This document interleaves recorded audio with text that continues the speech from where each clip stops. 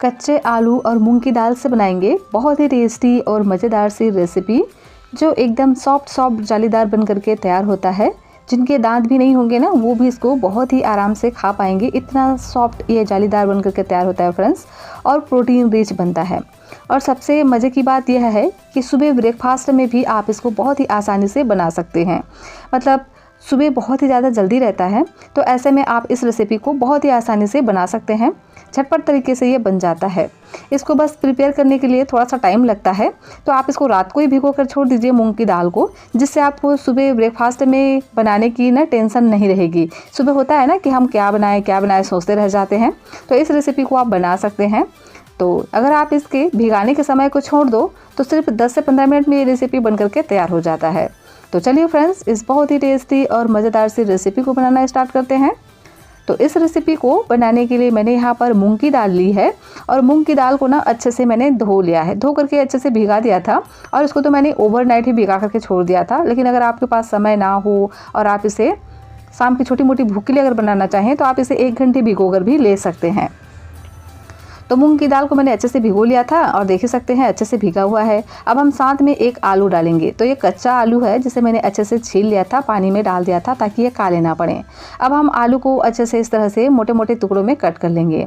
अब इसको हम पानी में ही डाल करके थोड़ी देर के लिए छोड़ देते हैं। इधर हम एक दूसरी तैयारी कर लेते हैं। तो यहाँ मैंने लिया है पोहा, जो हर घर में अवेलेबल रहता है। तो पोहे डालने से ना एकदम अच्छे से सॉफ्ट बन करके तैयार होंगे ये रेसिपी। तो देखिए मैंने यहाँ पर आधा कप पोहा लिया है। और पोहा आप कोई सा भी ले सकते हैं, पतला वाला या मोटा वाला, क्योंकि इसे हमें भिगोना है। तो अच्छे से हम क्या करेंगे, पानी में डाल करके इसको धो लेंगे। तो क्योंकि पोहे में स्टार्च रहता है तो इसको हमें निकालना है, तो अच्छे से हम इसको धो लेंगे और इसको हम भीगने के लिए छोड़ देंगे 5 से 10 मिनट के लिए, ताकि जो पोहा है ना वो अच्छे से फूल सके। तो देखिए मैंने इसको अच्छे से धो लिया है। अब इसको रख देते हैं साइड में। अब इसके लिए हम एक मज़ेदार सी चटनी बनाएंगे। तो इसके लिए ना एक पैन में 1 चम्मच जितना हम ऑयल डाल देंगे। ऑयल को थोड़ा सा गर्म होने देंगे। उसके बाद हम इसमें 10 से 12 लहसुन की कलियाँ डाल देंगे। लहसुन डालने से ना बहुत ही बढ़िया इसका फ्लेवर आता है। और अब हम इसमें 1 इंच जितना अदरक डाल देंगे और साथ में डालेंगे 3 से 4 सूखी लाल मिर्च। इससे ना तीखापन आएगा और साथ में कलर भी आएगा। तो इसकी क्वांटिटी को आपको अगर कम करना हो तो कम भी कर सकते हैं, जितना आपको पसंद हो। साथ में एक प्याज डालेंगे मोटे मोटे टुकड़ों में कट करके, और 2 टमाटर को भी इस तरह से मोटे मोटे टुकड़ों में कट करके हम डाल देंगे। इस तरह से अगर आप चटनी बनाएंगे ना तो इस चटनी के साथ में जो हम नाश्ता बनाने वाले हैं एकदम लाजवाब सा टेस्ट आता है फ्रेंड्स। तो आप एक बार ज़रूर से ट्राई करना। अब हम क्या करेंगे, इसको भूनेंगे जब तक जो टमाटर है वो सॉफ्ट ना हो जाए, तब तक हम इसी तरह से इसको चलाते रहेंगे। तो ज़्यादा टाइम नहीं लगेगा, 3 से 4 मिनट में ये अच्छे से सॉफ्ट पड़ जाते हैं। तो क्या करेंगे, इसको हम ढक करके पकने देते हैं ताकि ये जल्दी से पक जाएं। और लीजिए 2 से 3 मिनट हो चुका है और देख ही सकते हैं जो टमाटर है वो अच्छे से सॉफ्ट हो चुके हैं। इनकी जो स्किन है ना वो निकलने लगे हैं। अगर इस तरह से आप मैश करके देखेंगे तो देखिए कितने अच्छे से ये मैश हो रहे हैं। तो ये सभी चीज़ें अच्छे से पक चुकी हैं। तो अब हम क्या करेंगे, गैस की फ्लेम को बंद कर देंगे और इसे होने देते हैं ठंडा। जब ठंडा हो जाएगा तो हम इसे मिक्सर के ग्राइंडर में डाल देंगे। छोटे वाले ग्राइंडर का यूज़ करिएगा, जिससे ये आसानी से ग्राइंड हो जाते हैं। तो देखिए मैंने इसको ग्राइंडर में डाल दिया है। अब हम इसमें कुछ चीज़ें ऐड कर देते हैं जिससे ये और चटपटा बन करके तैयार होगा। तो सबसे पहले डालेंगे कटा हुआ फ्रेश हरा धनिया। इस तरह से अगर आप चटनी बनाएंगे ना तो जो नाश्ते का टेस्ट है ना बहुत ही ज़्यादा बढ़ने वाला है। तो इस तरह से आप एक बार ज़रूर से ट्राई करिएगा। अब हम इसमें डाल देते हैं स्वाद के अनुसार नमक, और अब हम इसमें थोड़ा सा पानी डाल करके इसको चिकना ग्राइंड कर लेंगे। इस तरह से अगर आप चटनी बनाएंगे तो एकदम सौंधी बहुत ही बढ़िया मज़ेदार सा इसका टेस्ट आता है। तो एक बार ज़रूर से ट्राई करिएगा। देखिए कितना अच्छे से हमारा चटनी बन करके तैयार हो गया है। अब अगर आपको ये गाढ़ा लगे चटनी तो इसमें आप थोड़ा सा पानी ऐड करके इसको आप पतला कर सकते हैं। वैसे तो आप इस चटनी को ऐसे ही खा सकते हैं, लेकिन अगर आप इसमें एक तड़का लगाएंगे तो इसका जो टेस्ट है ना और भी ज़्यादा बढ़ने वाला है। तो इसके लिए मैंने 1 चम्मच ऑयल को तड़का पैन में गर्म कर लिया था और इसमें हम डाल देंगे 1 छोटे चम्मच जीरा। साथ में डालेंगे कलर के लिए काश्मीरी लाल मिर्च और हल्का सा हम इसको पकने देंगे। उसके बाद हम इसमें डाल देंगे तड़के को, चटनी में डाल देंगे और उसको अच्छे से मिक्स कर लेंगे। लीजिए बहुत ही चटपटा टेस्टी सा चटनी हमारा बन करके तैयार हो गया है। अब हम दूसरी तैयारी कर लेते हैं। तो इधर देखिए ये जो हमारा पोहा है ये भी अच्छे से भीग चुका है और ये अच्छे से सॉफ्ट पड़ गया है।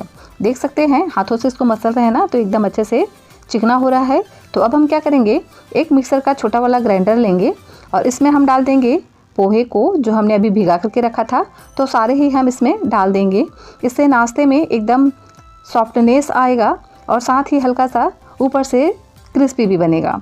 तो पोहे को हम डाल देंगे, साथ में डालेंगे जो हमने मूंग की दाल भिगा करके रखा था उसे, आलू और मूंग की दाल दोनों को ही हम एक साथ ऐड कर देंगे। तो सभी चीज़ों को मैंने डाल दिया है इस मिक्सर के ग्राइंडर में। अब हम इसमें फ्लेवरफुल बनाने के लिए डालेंगे प्याज। तो यहाँ मैंने एक छोटे साइज़ का प्याज लिया है, इस तरह से मोटे मोटे टुकड़ों में कट करके डाल देंगे। साथ में इसको तीखापन देने के लिए एक हरी मिर्च का इस्तेमाल करेंगे और थोड़ा सा पानी डालकर इसका एक हमें चिकना पेस्ट बना करके तैयार कर लेना है। देख सकते हैं कितना अच्छे से ये चिकना पेस्ट बन करके तैयार हुआ है। तो इसे हम निकाल लेंगे एक बाउल में और एकदम अच्छे से ही हमें इसको चिकना पीसना है और जितना कम हो सके उतना हमें पानी का कम इस्तेमाल करते हुए इसको पीस करके तैयार कर लेना है। देख सकते हैं मैंने इसको पीसने के लिए सिर्फ 2 चम्मच पानी का इस्तेमाल किया था और इस तरह से हम पेस्ट बना करके तैयार कर लेंगे। अब हम इसमें डालेंगे स्वाद के अनुसार नमक और 1 छोटे चम्मच हम इसमें जीरा ऐड करेंगे। जीरा से बहुत ही बढ़िया फ्लेवर आता है, तो जीरा आप ज़रूर से ऐड करिएगा। इन सभी चीज़ों को अच्छे से मिक्स कर लेंगे। तो इसमें मसाले बहुत ही कम जाते हैं और एकदम हेल्दी बन करके तैयार होता है। तो इसको हम कलर देने के लिए 2 से 3 पिंच डालेंगे हल्दी का पाउडर और इसको भी अच्छे से मिक्स कर लेंगे। तो एक बात का ध्यान रखिएगा, अगर आप इसमें इनो का इस्तेमाल कर रहे हो तभी आप इसमें हल्दी डालिए। अगर आप सोडे का इस्तेमाल कर रहे हैं तो हल्दी बिल्कुल भी मत ऐड करिएगा।